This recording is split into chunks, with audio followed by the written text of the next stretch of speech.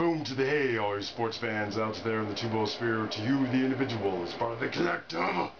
Welcome to Fast Track Sports Rack, highlights here on talk radio version of the OMSR.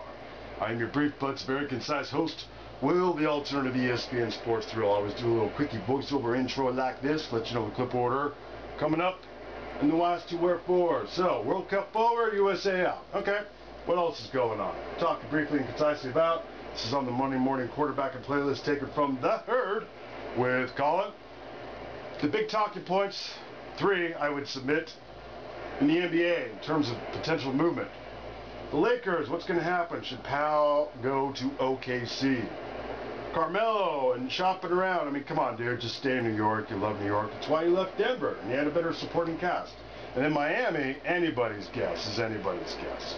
Quickie sport rant's going to be, once again, the OMSR is going to come to the defense of Carmelo.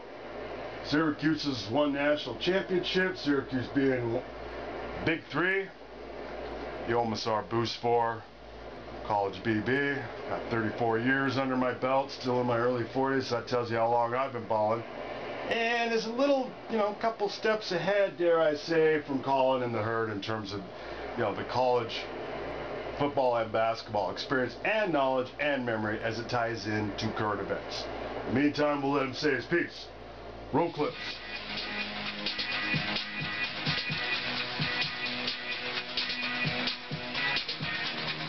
Welcome back to Herd on ESPN Radio. By the way, the Lakers did make a profit last year because their 20-year TV deal with Time Warner kicked in. And that is an enormous contract. So despite the abysmal Lakers, they did make a profit. But that contract is going to be around for 20 years. That still doesn't validate re-signing Kobe at an egregious price. That's a terrible contract. And I'll say it again, is if you're going to pay Dwayne Wade double what he's worth because you think he's going to fill a stadium, if LeBron bolts, good luck with your attendance. You people don't even stick around when you're winning championships. You got locked out of your own arena. So, I mean, everybody knows Miami's a great city, but it's not a great fan base because it's a transient market and they're very much bandwagon fans. So, I'll disagree. This idea, if you were in a salary cap league like the NFL or the NBA or the NHL, there is never a time. Forget Derek Jeter. There's no salary cap in baseball, so it's irrelevant. The Yes Network makes $300 million annually. You can overpay on everybody. But if you're in a salary cap league and you have an owner that doesn't want to write a check and the Bus family doesn't want to write that check for going over the salary cap, there's never a time to pay a player twice his worth. You will pay for it one way or the other. And the Lakers are going to find that out. That's why I think GASOL leaving is painful to the Lakers, but it's the best medicine. They got to get younger, especially in the backcourt. NBA insider Mark Stein joining us. All right, Melo tours with the Lakers today, Mark. Any shot? I mean, what do you make of that tour? I really don't see the Lakers as a serious contender here. Now, obviously, Carmelo's going to tell everybody, I'm open to all these ideas. You all have a shot. But yesterday, when he was in Texas, word started to circulate that Chicago is pretty concerned about his chances, and that's why a contingent of Bulls officials is flying to Los Angeles today. Wow. To sit down with Pau Gasol, who is their number 2 target behind Melo. So if the Bulls are concerned, given all that they can offer Carmelo Anthony, I would think the Lakers have really, really long odds to try to sell this. So Chicago thinks they're not going to get Melo. They're not coming right out and saying it, but that is definitely the vibe I'm getting. Wow. So does that mean Melo's staying in New York? I've honestly been thinking that for at least a week, that the Knicks are strong favorites to keep him. Both the Rockets and the Mavericks came away from yesterday's meetings feeling good about their chances. They feel like they had strong presentations that struck a chord with Carmelo, but the Knicks have been quietly confident here that even with all these visits coming up, that they are the strong favorites to keep him, that besides the money, that Melo doesn't really want to leave New York for family reasons, for legacy reasons, too. I think it would wound Carmelo Anthony to have to leave his beloved Madison Square Garden, kind of admit to the world, I couldn't get it done here, I couldn't win here, I got to go somewhere else and get more help to try to win. So the Knicks believe that they are going to convince Carmelo to stay. They believe that Phil Jackson and Carmelo have, quote, connected on some level. I mean, we're only going to know when the whole process plays out. And I think Houston and Dallas have compelling pitches to make to Carmelo Anthony, but they're in the West. I mean, really, staying in the East is what would make sense, but I think Carmelo has real reservations about playing in Chicago. Pau is in OKC. So what if OKC makes an offer and the Lakers, like they did to Kobe, do you think they would massively overpay to keep GASOL just to make the team interesting to the consumer, the paying public in L.A.? The Lakers are definitely the team that can pay Pau the most, yes, and they want to keep him. But the interest from all these contenders is such that I don't think they're going to be able to keep him. From everything that I heard last night, Pau is giving real, legit, serious consideration to both OKC and San Antonio. It would be a steep pay cut in either case, and I think there is a fair bit of skepticism around the league. Is Pau Gasol really willing to take that kind of pay cut, given the money he's used to making?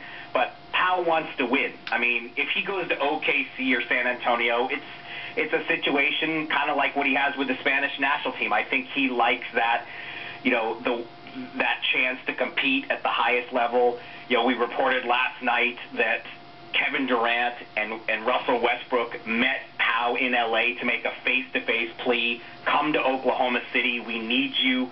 And from everything I gather, that resonated with Pau. San Antonio, obviously a lot of veterans, a lot of foreign players that he knows well and respects.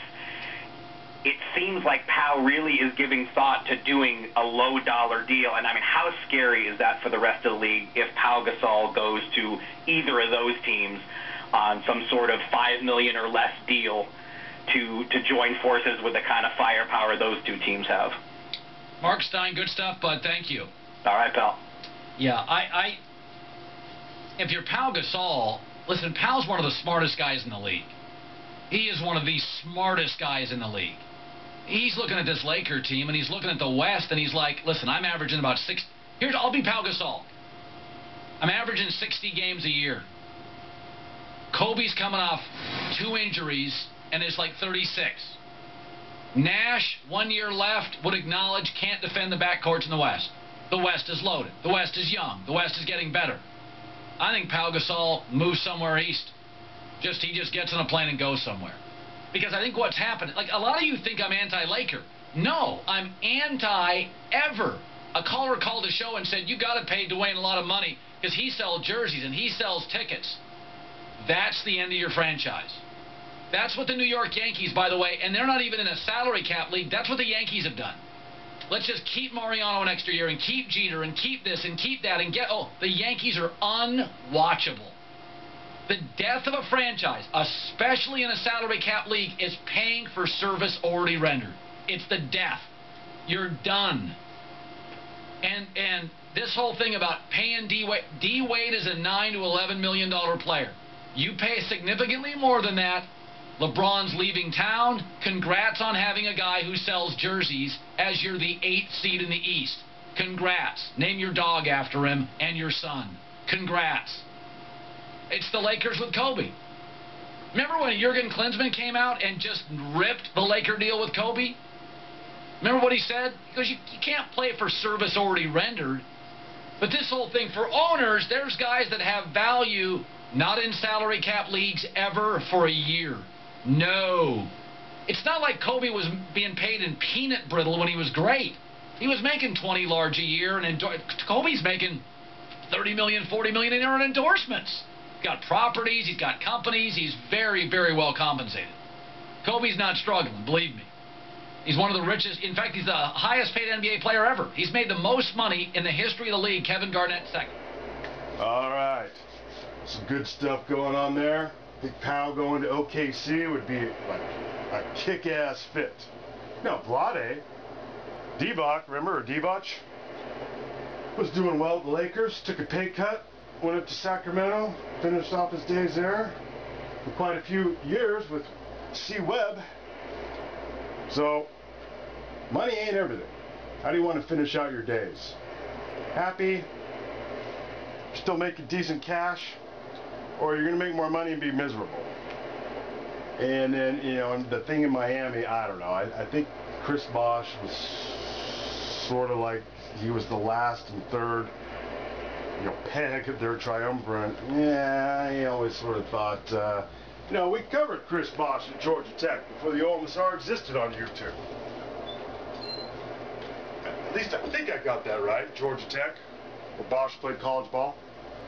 He might even been on the national championship team that UConn got its third playing against. I'm sorry, that would have been their second, with Okafor and Ben Gordon on that team. Anyhow, to the Quickie Sport Rant. Talking college ball, nice segue here. You know, Colin, any chance he gets a segue to dig into Carmelo, because he can't carry New York, you know, okay, bullshit. And I don't ordinarily use salty language on the program, but every once in a while, you know, and it's covered on the channel. Jim Boeheim called in once and said, you know, Colin, you really should stop picking on Carmelo. Exactamundo. That national championship year at Syracuse, they shredded everybody. And it wasn't just a one-man show. The Olympics, if it wasn't for Carmelo's huge game against whomever it was, that's also on the channel. That was the material to give Gen 2.0 and its relaunching of the OMSR enough material over the, you know, those 2 or 3 weeks where really nothing else was going on. Go back and check it out. And everybody had nothing but good things to say about Carmelo and his game and as a person. You know, in Denver, he had Kenyon Martin, #1 Cincinnati. He breaks his leg versus St. Louis in that conference tournament. Cincinnati, overall #1 seed. We're going in the Wayback Machine. This is the late 90s. Steve Logan still carries them to a Final Four. Alright, then you have Nene, good big man from Brazil. You've got J.R. Smith, one of the last guys from high school. And you know, like a lot of those dudes, spotty at times, great at others. You got Duhon from Duke, following in the footsteps of Battier. And of course, Chauncey Billups, you know, NBA championship pedigree from Detroit. Now, can you say that about New York ever since Carmelo's been there? No, but he should stay put.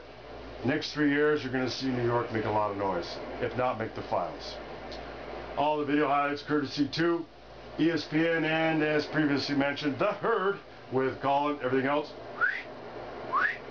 come on, dude.